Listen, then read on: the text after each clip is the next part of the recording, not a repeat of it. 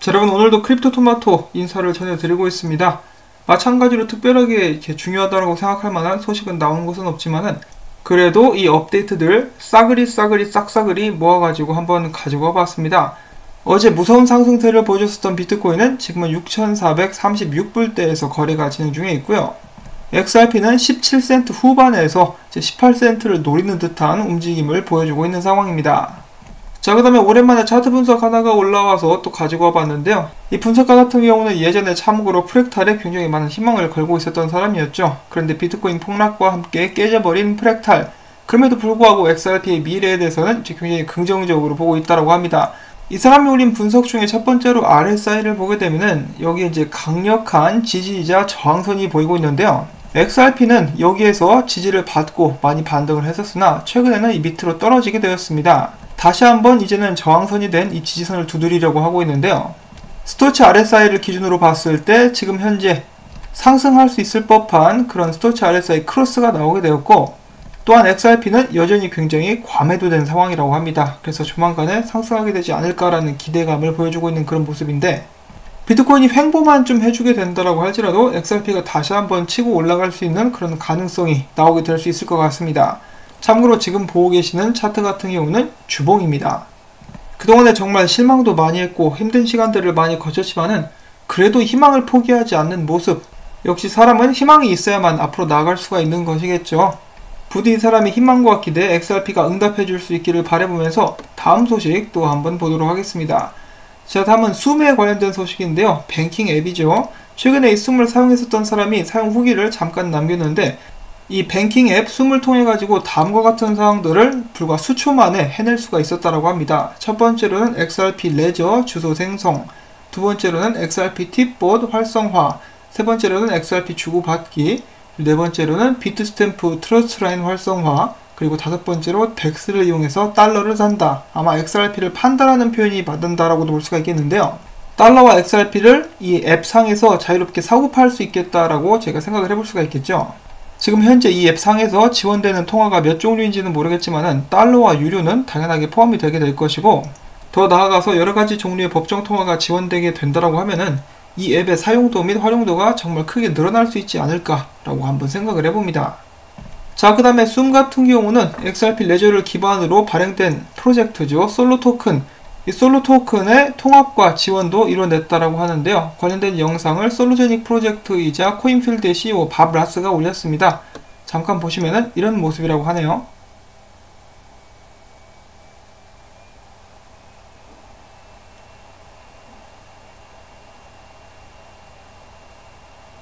간단하게 주고받는 그런 모습이 녹화가 되어 있습니다.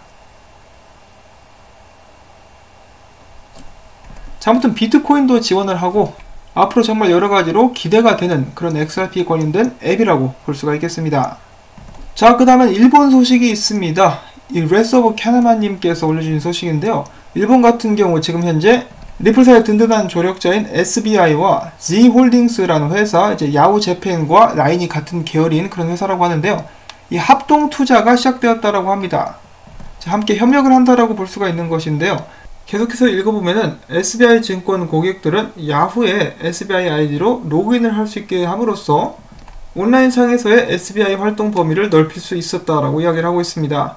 이 두 회사 가운데 더욱더 많은 통합이 2020년에 이루어지게 될 텐데, 여기서 궁금한 점은 SBI 거래소 머니탭이 라인과도 연결되게 될 수 있는 것인가 하는 것이다 라고 이야기를 하고 있는데요.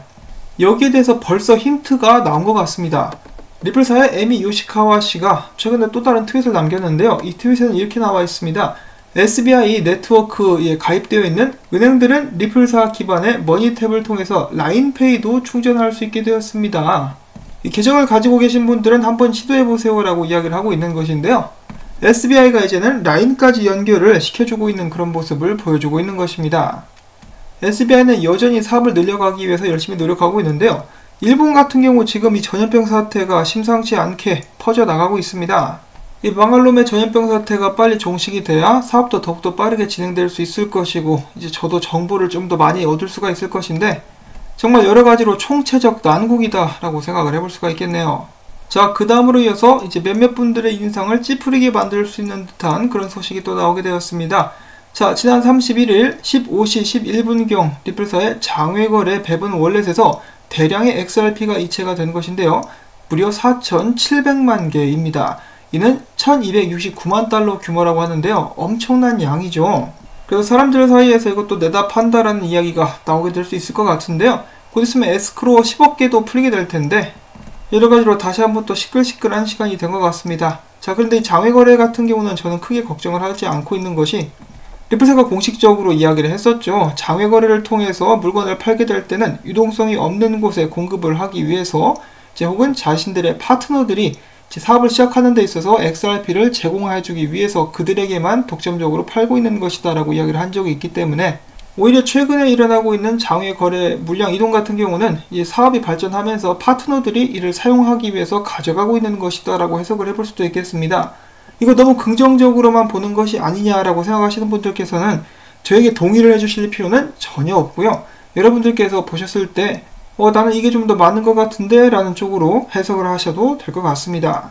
저는 다만 이 보고서에 나와 있는 그런 내용들을 기반으로 여러분들께 소식을 전달해 드리고 있으니까요. 자, 그 다음엔 바이낸스 관련된 소식이 있습니다. 여러분, 바이낸스가 드디어 대한민국 진출을 이뤄냈다라고 합니다.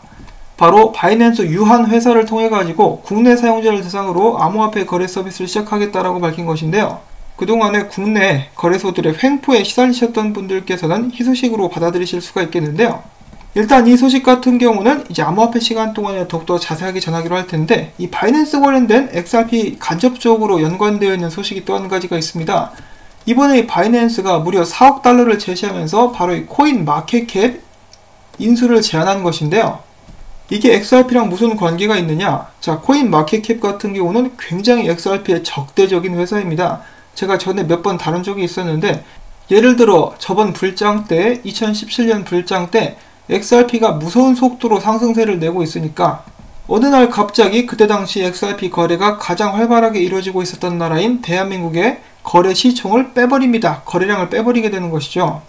그러면서 XRP를 그런 식으로 공격함으로써 XRP에 타격을 주기도 했었고, 이 리플사와 XRP를 얼마나 싫어하냐면은 밑에 또 내려보시면은 이 회사 자체에서도 후원을 받고 있죠. 근데 XRP만 쏙 빼고 비트코인, 라이트코인, 이더리움, 비트코인 캐시만 받고 있습니다. 돈도 안 받겠다 이거죠. 이랬었던 회사를 바이낸스 하면은 딱 떠오르는 거, 리플사와 XRP의 굉장히 친화적인 회사다라는 것을 저희가 바로 생각해 볼 수가 있겠는데요. 바이낸스 US는 말할 것도 없고, 바이낸스의 CEO인 CG 같은 경우도 리플사에 대해서 이제 친근한 그런 관계를 가지고 있을 뿐더러 XRP를 굉장히 좋게 말하는 그런 발언을 여러 번 한 바가 있습니다. 그리고 작년이었던가 재작년이었던가 앞으로 리플사와 함께 사업을 해볼 수도 있다라는 그런 의견을 넌지시 남기기도 했었고요. 사람들이 요청을 하자 XRP 페어를 이제 바이낸스 내에서 굉장히 많이 늘려준 그런 예들도 있었죠. 이렇게 리플사와 XRP의 친화적인 바이낸스가 이 리플사와 XRP의 반대로, 정반대로 적대적인 코인 마켓캡을 인수를 하게 되면은 이제 코인 마켓캡도 그 성향을 좀 바꿀 수 있지 않을까라는 기대를 해볼 수가 있게 되는 것인데요. 이 시총 순위 같은 경우는 굉장히 상징적인 의미를 가지고 있습니다. 1, 2, 3위. 여기까지는 이제 최근에는 바뀌지도 않았죠. 4위까지만 계속해서 테더가 왔다리 갔다리 하면서 이제 움직이는 모습들을 보여줬었는데, 높은 시총을 유지하고 있어야만 더욱더 좋은 기회들이 많이 올 수 있지 않을까라고 저는 개인적으로는 생각을 해보고 있습니다. 자, 그리고 바이낸스가 한국 진출을 하게 되면은 여러분 누가 알겠습니까? 이 엑스래핏 파트너 거래소로 돼가지고 ODL 활성화에 또 힘을 써줄 수도 있겠죠. 이 바이낸스 같은 경우는 유동성도 굉장히 많고, 솔직히 제가 사람들의 의견을 종합해서 말씀을 드리자면은 이 코인원, 대한민국의 코인원이 그래도 이제 리플사와 가장 밀접한 연관을 가지고 있지만은 사람들의 평가가 그닥 좋지는 않은 거래소인 것도 사실입니다. 그렇기 때문에 좋은 사업을 함께 일궈 나가기 위해서는 바이낸스 쪽이 더 나은 파트너가 아닌가. 일단 제가 너무 많이 앞서 나가는 그런 경향이 있는데요. 바이낸스가 일단은 리플사에 굉장히 오픈되어 있는 그런 거래소이기 때문에 기대를 한번 가져보는 것도 나쁘지는 않다라고 생각을 합니다. 자, 물론 동시에 바이낸스가 힘이 너무 세지고 있죠. 거의 월트 디즈니 수준으로 막 다 흡수를 해나가고 있는데, 그런 부분은 약간 좀 불안하긴 해요. 자, 아무튼 힘센 놈이 우리 편이 돼준다라고 한다면은 그것만큼 든든한 것도 없을 것 같습니다. 자, 이렇게 해서 오늘 또 짧은 소식들을 한데 모아봤는데요. 이런 상황에서도 리플사 및 암호화폐 시장이 계속해서 발전해주고 있어가지고 그나마 위안을 받을 수 있지 않나 라는 말씀을 전해드려보면서 오늘 영상 또 여기서 마무리를 짓도록 하겠습니다. 마지막으로 여러분들께 부탁드리고 싶은 것은 이 광고 영상 시청 및 광고주 방문을 통해 가지고 제 채널을 좀 도와주실 수 있기를 바랍니다. 여러분들의 도움이 있어야만 저도 힘든 시기를 살아남을 수가 있겠죠. 다시 한번 감사드린다는 말씀 전해드리면서 오늘 하루도 행복하시기를 바랍니다. 안녕히 계십시오.